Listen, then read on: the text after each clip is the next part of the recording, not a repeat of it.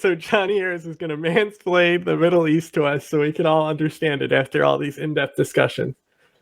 But that's about to change because there's a company based in California that wants to explore this vast desert for oil. 11,000 miles from San Francisco, there lies a primeval desert, a mass of drifting sand and sun-baked earth, 1/3 the size of the United States. This was sort of a risky decision for the California company because, first off, they had no idea if there was actually any oil here. They knew it would mean sinking into the desert the money of thousands of stockholders in a project that might well end in complete loss. And second off, this desert was a part of a very hardcore religious kingdom. The fact that Mecca is the source and the shrine of Islam gives Saudi Arabia a central place in the Islamic and therefore the Arab world. That was home to the holiest sites in Islam, run by a dogmatic royal family that did not like outsiders, especially non-believing Westerners. But even still, the king of the desert kingdom eventually gives the California company permission to explore almost 1 million. I have a lot of issues, but I just want to get through it, you know? Square kilometers of this desert looking for oil. And after a few years, the bet paid off. And on March 3rd, 1938, in this little patch of coastal desert, they struck gold. Well, actually, they struck oil, but it might as well have been gold. So throughout the 30s and 40s, American oil executives, workers, and their families started flocking to the Middle East, establishing the first significant American presence in the region. They set up little cities around the oil operation that were little slices of America, full of the deepest sinful behavior, like allowing women to drive and the consumption of alcohol. Here's another American colony, complete with air-conditioned houses, 2 hospitals, and an outdoor movie theater. This is the sort of stuff that is very off limits in Saudi Arabia. It's literally illegal at this point. So you have a lot of Saudis who are not happy about their government letting the Americans in to behave however they want. But the oil kept flowing. And soon the US government goes to the royal family and says, listen, the oil is flowing better than ever. This is awesome. How about we build a little military base attached to our little oil city so that we can, protect you and protect us and protect the oil and stuff. And the Saudis are like, okay, having the great Satan come to our country for oil is one thing, but letting the them great set up Satan, a come on, bro, base on our soil, and especially when everyone in our country is not happy with their presence in the first place. When you mix up your Shias and your Sunnis, bro, the thing is, Saudi Arabia came into power because of a result of deals they made, and they did get fucked over by Europe at this point, right? For deals they made for carving up the land after World War I and II, right? So that's how the Kingdom of Saudi Arabia comes to be in the position it is today. More than oil, it was like everything else, it comes down to the economies that are maintained after World War II. So the thing is that this is all before 1979, right? And that's what's important here. So when we're talking about things about how we're thinking about how people would be so horrified that someone would drink alcohol or as something like that, or witnessing something like that, it wasn't really a dominant thing going on in Saudi Arabia at the time. It's kind of a misconception, but at the time, if you actually look at Saudi Arabia, if you look at videos on the street, you can tell how different of a country it is at the time. I'm not saying that it was westernized and not old fashioned. It was still the same country, but the whole idea of Islamism hasn't existed yet. So it doesn't exist. Early Afghanistan. It's before that though. 79 starts everything. Afghanistan starts in 79 as well. It all starts at the same time. Sort of like the Kingdom of Afghanistan before the Soviets invaded. Yeah, I see what you mean. Yeah, kind of like that. It does have comparisons there, but so do a lot of places. But the thing is that eventually I want to do a specific special on the year 79 alone, but I want to bring in actual somebody who is a historian specifically specializing on that year and why it's so important. Said the royal family, all of this oil is really valuable and it's really nice and we're getting super rich. So they're yeah, sure, set up the base. But there was one stipulation that the Saudis had for the Americans. You are not allowed to literally plant a flag, no flagpoles of the United States. You cannot put your flag anywhere on this base. Instead, you can put a little plaque on the side of the building so that your flag is not literally on our soil. And that was the deal. And that's exactly what happened. The US sets up its first military operation in the Middle East in the form of a landing strip that is right next to this oil field. Okay, so all of this infrastructure that the Americans were building required someone to build it. They needed a construction company. And there was one construction company that the Americans really liked that helped them build their oil city and their base. This company was founded and run by a guy named Mohammed. Now listen, do you think I'm really giving you the backstory on the construction company that built the air base and the oil city just because that's interesting and I like to talk about It's construction? Bin Laden. I told you this was going to be relevant. Okay, a The reminder Bin that Laden this is construction not sign entirely- companies are still. Dude, you can that still was the see them a lot perfect more jump nowadays. cut. Did you see that? Like, I lined that up perfectly. It had a jump scare of Bin Laden in there and everything. I skipped perfectly. But now, in the 50s and 60s, there was a new reason for the US to think about the Middle East. And that reason is because there's another big superpower that has nuclear weapons, called the Soviet Union, who is coming into the region and saying to everyone, come join Team Communism. And the US is like, hold my beer.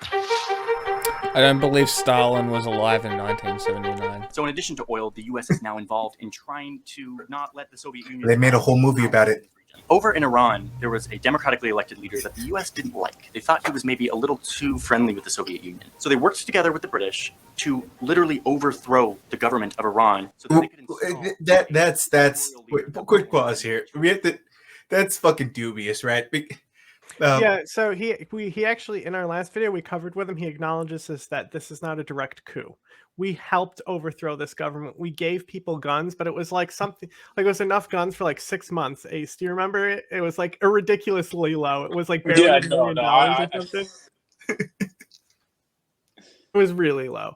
But so yes, but the thing is like we gave money and guns to a lot of people, and you know, and a lot of people give money and guns to a lot of people. But it is objectively true that the Shah of Iran was a piece of shit. Yeah, and Mossadegh was favored by the people.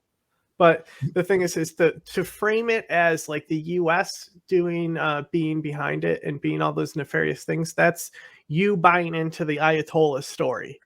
Like that's a story that like he already is using words like Great Satan. You can see that he's very influenced by IRGC information channels on this. And that's the thing is when you have a guy who's an expert about maps trying to explain geopolitics. but pinging Peter Zehan. See, is named after the guy who like gave the go ahead for this coup in Iran, John Foster Dulles. So I'm reminded. It's a pretty nice airport. So the U.S. has its oil thing. It's now involved Pretty in decent. trying to prop up a dictator in Iran. There's another big thing happening that brings the U.S. into the region, which is that the newly declared state of Israel is starting to piss off its neighbors and starting to look to the U.S. for support. And the U.S. gladly offers it, seeing Israel as a friendly nation in the region that could... Glossing over a lot of history, but we'll let it go, you know, because turn it it's a side story. be a big proponent of U.S. interests. So the U.S. starts to fund Israel with tons of money and fighter jets and all of these things to help them fight their wars against their Arab neighbors. There was a debate happening in the United States on whether or not they should actually do all of this to support Israel so intensely, because they knew if they did, they were going to piss off all of the neighbors in the Middle East. And all of the neighbors are the ones who had the oil. In the end, the U.S. did decide to There's a debate anytime the United States gives guns to somebody. I wouldn't look into it that hard, bro. support Israel. And with that came a major backlash from all of these oil-producing countries in the neighborhood. There's a crisis of such proportion that we probably haven't even begun to grasp it yet as far as the country is concerned. Scenes like this are becoming all too common on both sides of the Atlantic. But for America, they are more ominous. They tell the Arabs that their oil weapon is wounding America, the country that supports and supplies their enemy Israel. Eventually, this backlash against supporting Israel kind of calmed down. There was some peace talks. And anyway, let's get back to Mohammed, the construction guy, and his son Osama, because this is where it really starts to heat up. And it is this world of religious authority and deeply rooted traditions that is now being challenged by the wealth of oil. See, and I think this is a good clip of what I was talking about, is that if you look at Saudi Arabia, it was a lot more developed than he's kind of passing it off to be at the time. It's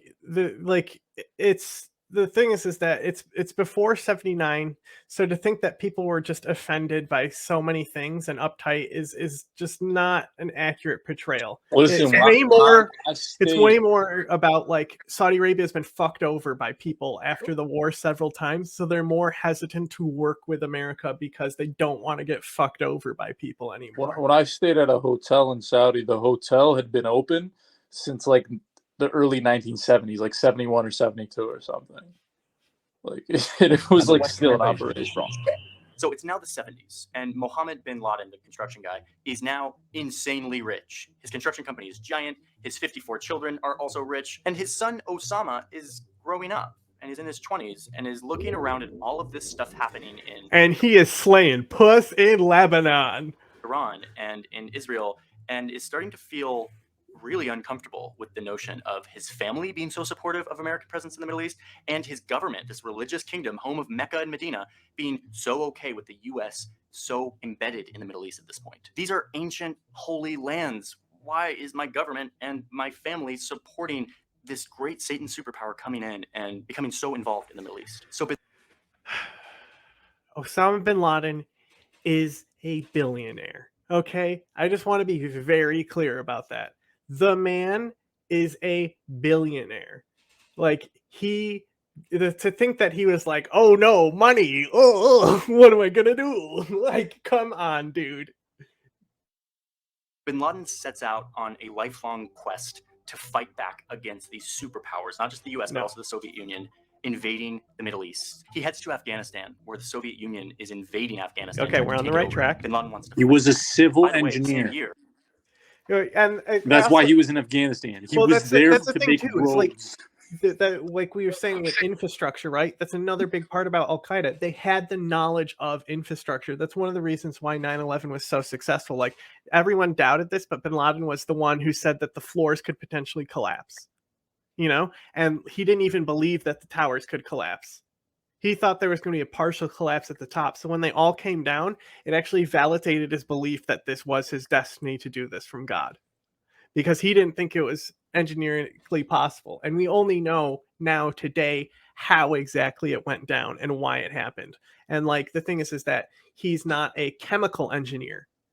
He's not someone who understands what happens when molten aluminum starts dripping into big pools made by sprinklers and things like that. So there's other scientific forces in play that weren't understood at the time, and they were these rushed government budgets and things like that. And so there's a lot of things that like you can poke holes in a lot of things with 9/11 and then find out that actually this has actually been well researched after the fact, because independent studies have covered it. But the whole point is, like, bin Laden built tunnels, he built roads, he built infrastructure in Afghanistan. He uplifted a lot of shit in that country. So the whole thing that he thinks that he can also rebuild Iraq, you know? And that's what's important, is because he is not the military mastermind. He is the infrastructure mastermind of Al Qaeda. And he's not even like the terrorist of Al Qaeda. In Iran, that dictator that the US put in gets overthrown in a giant religious revolution. Go back for a sec. Rewind? Yeah, but like a few clicks. Sets out on a lifelong quest to when fight he goes back to against Afghanistan? superpowers, not just the US, but also the Soviet Union, invading the Middle East. He heads to Afghanistan, where the Soviet Union is invading Afghanistan, trying to take it over. Bin Laden wants to fight. You're going to say that the overthrow of the Shah happened before the invasion of Afghanistan? No.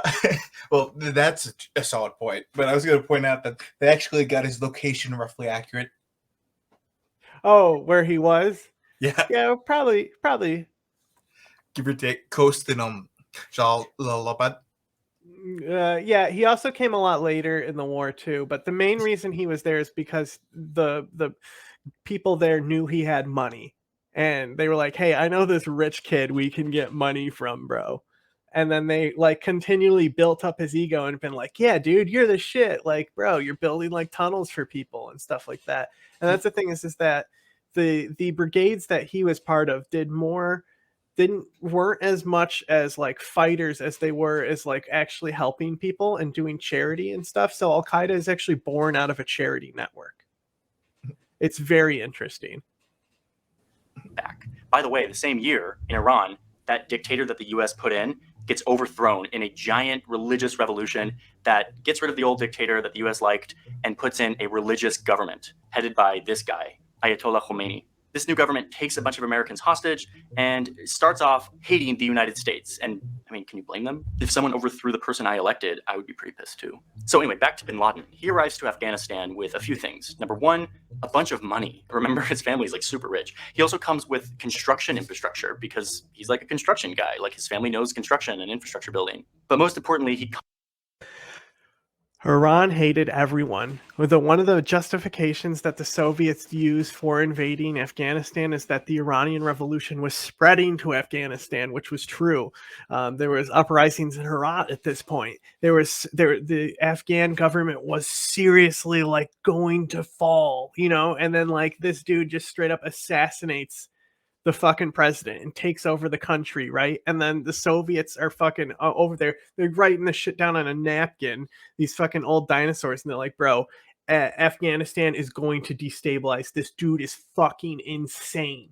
They actually invaded to kill this guy. They actually failed to kill him because they didn't know what Coca-Cola was, and it like the acid in the pH balance in the Coca-Cola neutralized the poison, so they put the guy into a coma and then like just show up and then shoot him, and then it's downhill from there. Then a genocide starts. Very, very horrific stuff. But the point is that the main justification that actually happened, there are things that tankies say. They'll say that the Americans funded people and things like that. Like I said, giving people radios, things like that. Money is everywhere. Who gives a shit? We don't know if it's actually true, but the Americans weren't actually involved at all. Neither was Iran. It was all the Soviets being paranoid, thinking that an Islamic revolution would happen in Afghanistan and would shoot up through Central Asia. They were terrified of this. And that's why in the invasion of Afghanistan, they only used Muslims like to go in. They were all from the Central Asian territories. They weren't necessarily Muslims because it was the Soviet Union, but they were all they believed it's like, oh, they should kill if it's like they should be killing by their own people, which is a huge mistake. You actually want to send in people. If you want people to die, you want to send in people unfamiliar. So, and then like eventually that kind of does happen because they start going in and just like wiping out all these villages whenever shit happens. But this is way before bin Laden gets there. We actually are kind of hazy in the first few years and we won't know how many people died. Comes with an obsessive dedication to fighting back against construction gear dedication. So I agree with all of these rebel fighters who are fighting back against the Soviet Union, and they fight a long, brutal war. By the way, the U.S. was secretly loving that the Soviet Union was getting like beat back by these like not necessarily. Fighters. So they end up sending loads of weapons and money and support to these fighters, something that will come back to bite them a few decades later. Eventually, Osama and the Afghan fighters beat back the Soviet Union. It was 10. Like people like Charlie Wilson legitimately like had these arguments that like about freeing the people or the people should have arms to defend themselves because much like Bosnia, these people were just saying, give us guns, we'll fight for ourselves. So there is a misconception because there's certain people who are extremely anti-Soviet in the American government. This wasn't so much about the whole thing where it's like it was to make the Soviets bleed. You hear the same thing that they'll say about Russia in the Ukraine war, about how they're making them bleed. That's not really necessarily the case. Specifically, the CIA is pretty open about this, but they didn't like Brzezinski because he was too anti-Soviet and he was fucking things up by being too anti-Soviet. Because a lot of the people who were going into the resistance fighter did have communist influences. Like if you look at Massoud himself, he read Mao and Che, and he like his new revolutionary formula incorporated them, but he's putting religion back into their work, right? And recognizing the culture of Afghanistan. And that's what made him such a different revolutionary at the time. And so there's a lot of and also he negotiated with the Soviets the whole time, and a lot of people hate him for that because he was able to negotiate ceasefires through the whole thing, and he knew how to talk and be diplomatic and things like that. So you don't necessarily want to be such hardcore anti-Soviet in the policy because there are forces on the ground that you know can kind of work with in a position of the Soviets, because really the situation for a lot of people, it came down to, as much as it is that you're there to fight the Soviet Union, you also are realizing like, wow, a lot of people are dying and we need to do something about it. So like ultimately at the day, even the most fascist type of people like Brzezinski, he did care about people who were dying. You know, it's not as heartless as a lot of people would say it is. And I think there's very good reason to give these people guns at the time, considering how many people were dying and how horrific it was. And the comparison to Vietnam I also don't like, because Vietnam is a little bit more fucked up because the invasion circumstances are a lot different, where they were just trying to like liberate themselves from like colonialism. Like Afghanistan has a very different type of story, and I think that we should recognize nations are different, and we shouldn't just like try to compare everything together like that. But the expression that it was the Soviets' Vietnam is kind of accurate. But the thing is that we didn't collapse after Vietnam. They collapsed after Afghanistan. And brutal years of war, and by the end, these fighters were battle-hardened. Osama was now completely dedicated to his cause of fighting back against superpowers who were coming into the Middle East. So he returns back to Saudi Arabia, where he starts raising money and awareness for his new group that he started while he was in Afghanistan. It's called Al-Qaeda, and the mission of the group is to protect Islam through violently striking back against big superpowers. Quick pause. Yeah, I don't think it was Al-Qaeda yet. It was Mecca Fatamat, but it's the same thing. Yep. Into the Middle East. And Saudi Arabia's like, Osama, like, do you have to do this, dude? Do you realize how rich we're getting? Like, Saudi princes are living on yachts in the south of France and like flying in their private jets. And they're like, dude, chill. Like, it's fine. We get it. We don't like the United States, but like, can you like maybe chill? Our partnership with the United States is actually turning out to be really great. And I know, yeah, they're really into Israel and they're really bad and everything, but like, they buy our oil and they give us weapons. Okay, first of all, Saudi Arabia has its own problems with extremists. They want to kill the king, right? They had in 79, they also have this thing. It's called the Grand Mosque Siege. It's one of the most important unknown events in modern history. Dude, you want to get into that? Yeah, go ahead. All right. So there was this guy, essentially. His name was El Otabi. That's El Otabi is like a common tribal last name in Saudi Arabia and the Gulf countries. I can't exactly remember his first name, and if anyone Arab watching this sees this, they're gonna be like, "Well, which El Otabi?" Basically, what happened is, like, just very roughly, he had a group of followers. I believe he believed he was like the Mahdi. Oh, Juhayman. Yeah, there we go. That was his first name. Yeah. He had a group of followers. So also you have to keep in mind, like I said before, this is before 79 in the Islamic Revolution. So like a lot of people who were visiting Mecca, they also had kind of like not only were Muslims there, but also it was something that tourists did come to kind of see. It wasn't so much like a touristy spot, but there was like regular like English speaking people there who were there just to like, you know, like see it. You know, it's an amazing thing to see, right? So this guy just straight up gets on a microphone and is speaking a language that most of the people there don't even speak. Like a lot of people there didn't even speak Arabic at all. So they had no idea what he was saying. And he's just on the mic yelling about all this shit. And then guns start going off. And they smuggled the guns in coffins. And yeah. Like, so it lasted 2 weeks, and all they ate for 2 weeks was dates. Yeah, and his religious militia was known as the Ikhwan, or like the Brotherhood. Now, not to be confused with the Muslim Brotherhood, they kind of believed that they were like a reincarnation of sorts of the Ikhwan, who supported the first Saudi state alongside Muhammad ibn Abdul Wahhab in the 1790s. So that's where that name comes from. And like with a lot of people, you see a lot of stuff where somebody will be the like muscle and someone will be the philosopher. Like Zarqawi had that with bin Laden, because you have Azam and Zawahiri there. So this guy was kind of built up by another guy who was like, nah, you're the chosen one. You know, like, I found you, you're the chosen one. But like when they eventually disable him, they just dumped a bunch of water in the floor and then threw electric cables in. So if you like look at this picture of him, his face is like all dirty and fucked up. It's like literally because they just electrocuted this guy and he's been living in squalor for like 2 weeks because like there's like tunnels underneath the Mecca and stuff. So they were down in these like tunnels, and like so then they just killed all these people. Yeah, and like another thing I found interesting is that they managed to hide like automatic weapons under like the floors of the mosque, and then they're like, because I've been there, so it's like I'm not saying it's definitely not the same mosque it was like in the 1970s, but I'm just trying to think, like, how did you get it out from under the floor and start shooting? That's kind of crazy. Right, they're up in like what are the turrets called in the mosque? The minarets.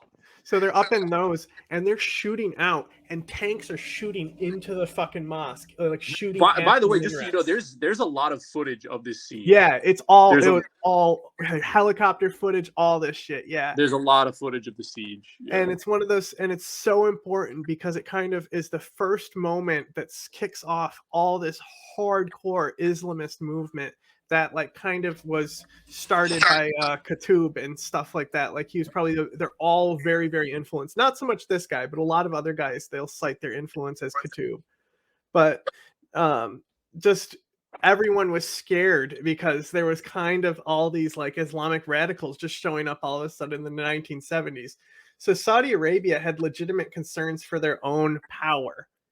That's why they didn't want bin Laden radicalizing people in their country. You have to remember that they're fucking funding the madrasas in Pakistan at this time. You know, like they're creating the future insurgency that we see of the Taliban. Like it's not so much where they're like, hey, we care about a relationship with America and monies, because like they can find someone else to buy their oil at the end of the day. Also, real quick correction on the Ikhwan, like the historical Ikhwan in Saudi Arabia. They didn't come with the Saudi state in 1790. In the 1790s, I was actually like about 100 years off. It was in 1902. So yeah. Doing just fine over here. Osama doesn't chill, and the Saudi government eventually takes away his passport, not letting him leave, and told him to hush up with all the anti-American holy war talk. Osama finds another plan. A country who is concerned about its own radicals takes away a radical's passport. And maybe win back the heart of the royals.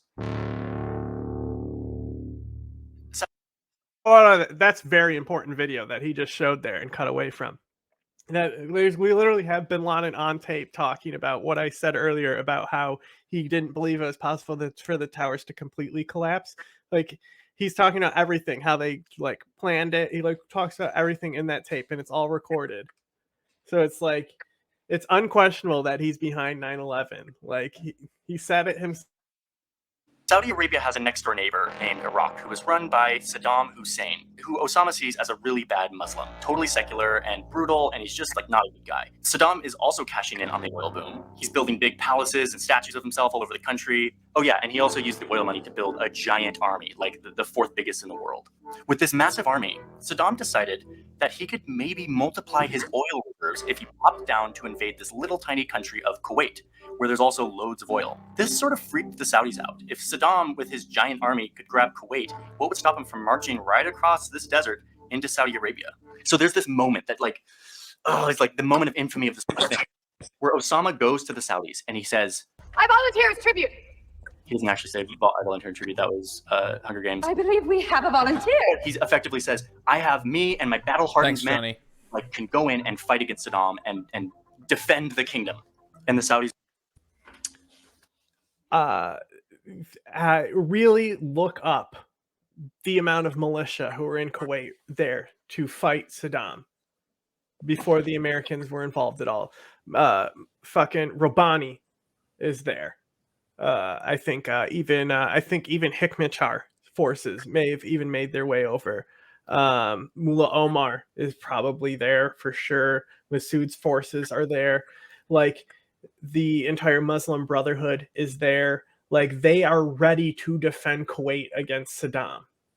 And it's not just bin Laden being like, hey, I'm going to do this. I have these ragtag group. It's that he believes and he knows that these people are ready to fight for Kuwait against Saddam, because they were talking about, while they were fighting the Soviets, they were talking about in the war against the Soviets how Saddam needs to be next.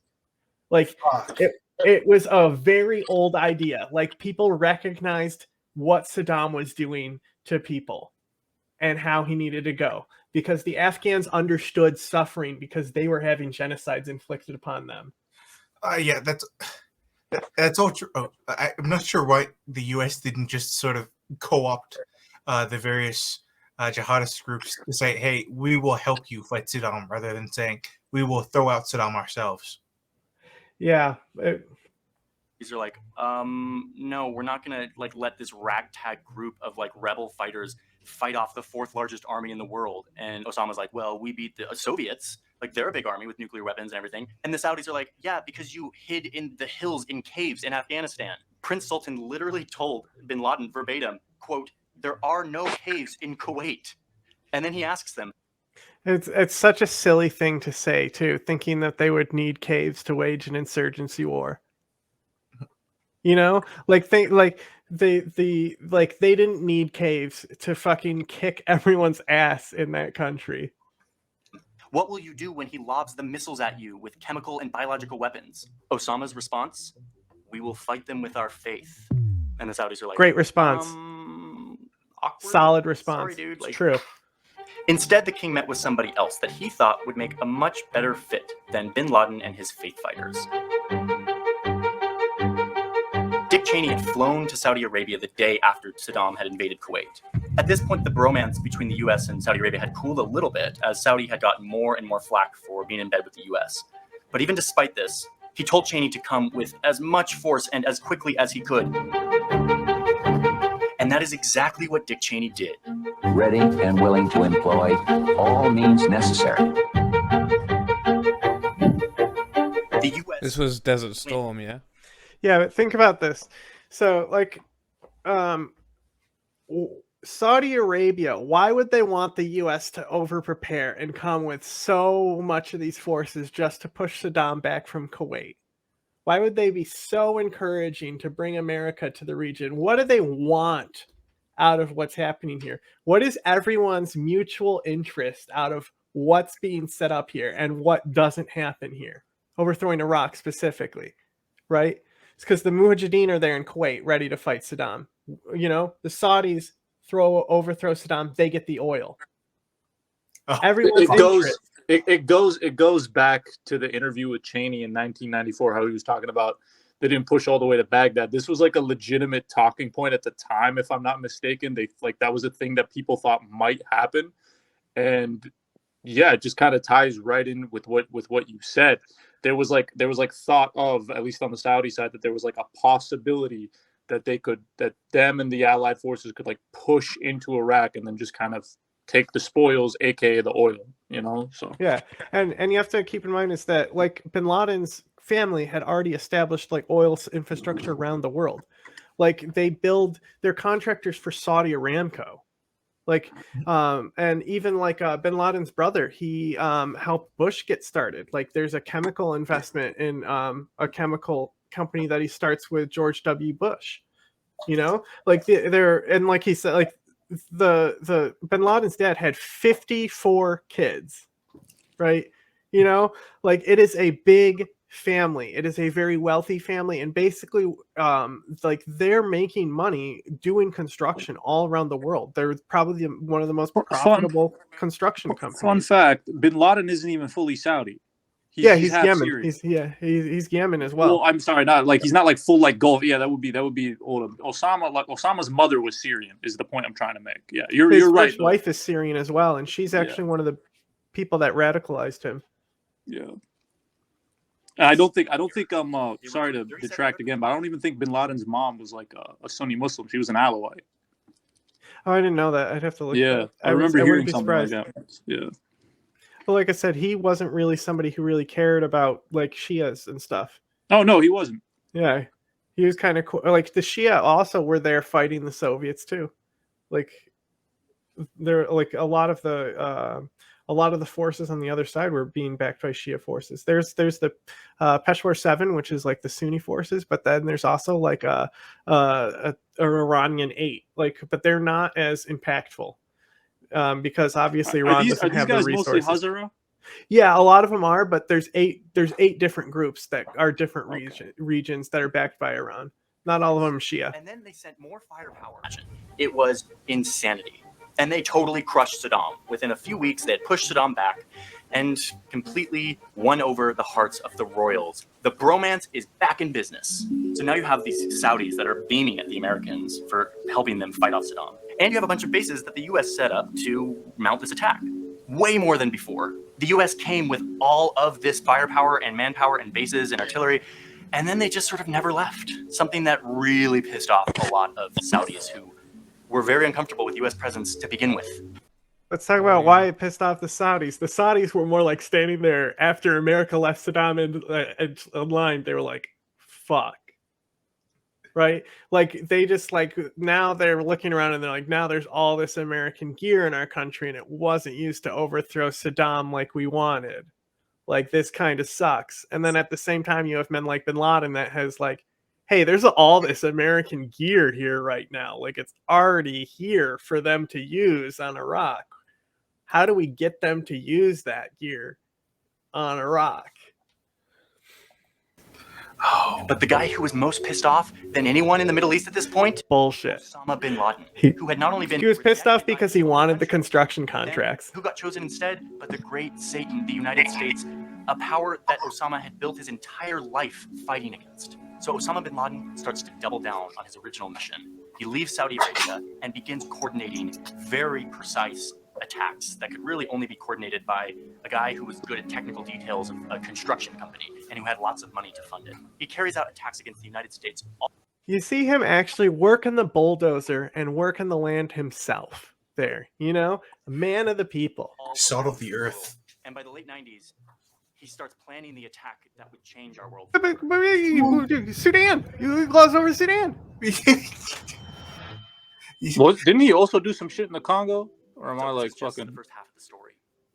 What happens next? A quick pause there. Because... Kenya and I think it's Kenya and Tanzania are the big African Kenya and Tanzania are the other ones. Yeah. Yeah. I feel like Al Qaeda was involved in the Congo at some point. I don't know why. Oh, we shouldn't pause on 9/11. Okay, that's better.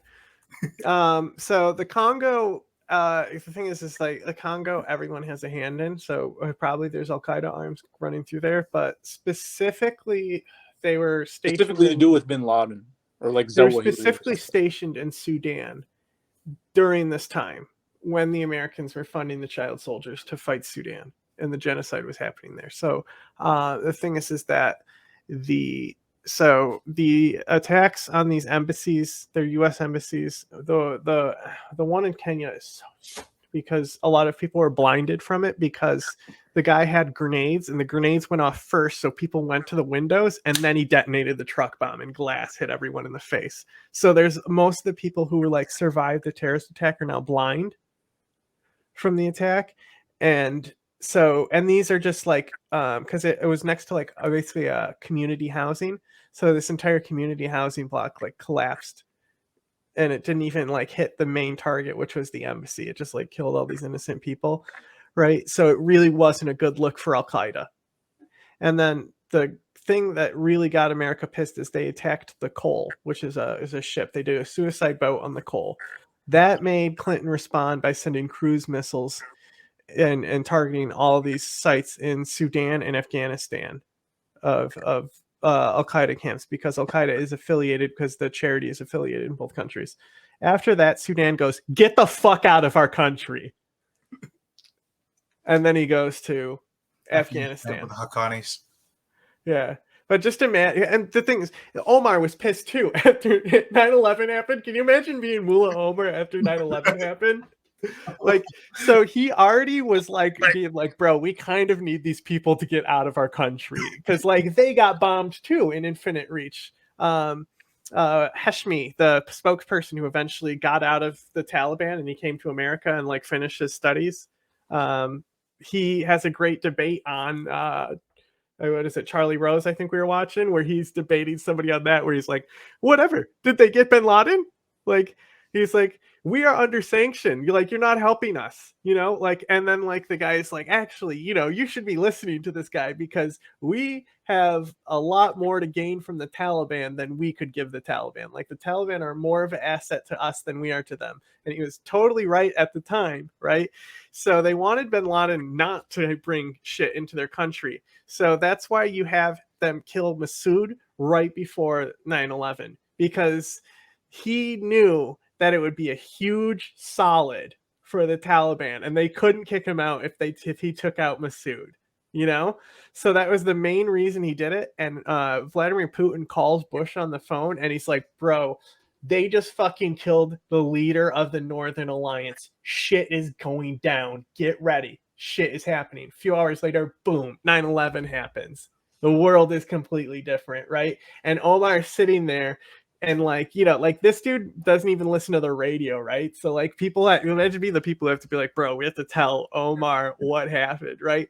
And you can imagine how pissed he was because they were trying to get off sanctions at this point. They actually cleaned up a lot. They like you know how they were before the invasion, the Taliban 2.0. They already did that before. You know, they were trying to be like, we don't publicly execute people anymore. Like they were trying to act like to get recognized because they understood that to feed their people they needed support from outside governments. And so the Al-Qaeda held this press conference where it's like a live press conference where it's like terrorist TV and it's like how we're gonna destroy America. So Omar like literally is pissed at that point, so that's why he goes and he assassinates Masood. Like it's like there's so much potential to like make so many really good fucking movies about so much of this. Harris TV. What the fuck? Dude, no, it's true. They literally brought. I know what you're referring to, but I've never heard of it referred to in that way. There's an exact picture. Like I know what you're talking, but it's a funny way to describe it. It's true.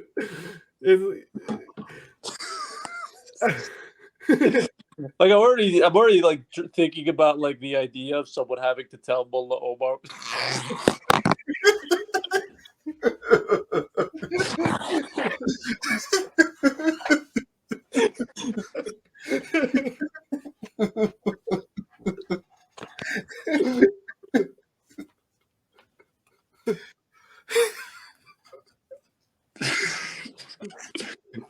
Al-Qaeda post-fight press conference. Yo, this is like the post-game press conference at an NBA game. This is. What would y'all think of your performance in the paint tonight? Well, we killed it in the first half. I thought we did pretty good in the first half. We kind of slowed down in the second.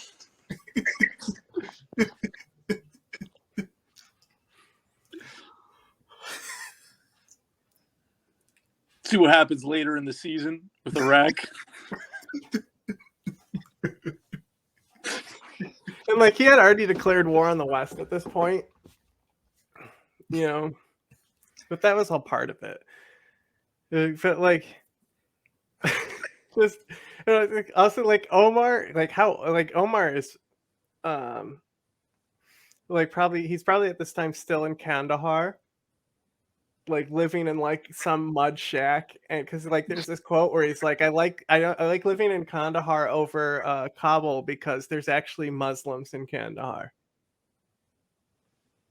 And it's like just that's such a contrast of difference on how different Afghanistan is between two places, where he didn't even want to be in the main city because it was like too dirty and un-Islamic for him. Like Mullah Omar is like the most hermit ass dude, and there's this guy doing terrorist press conferences, like trying to start up shit with America while he's trying to be like, bro, we really need to feed our people.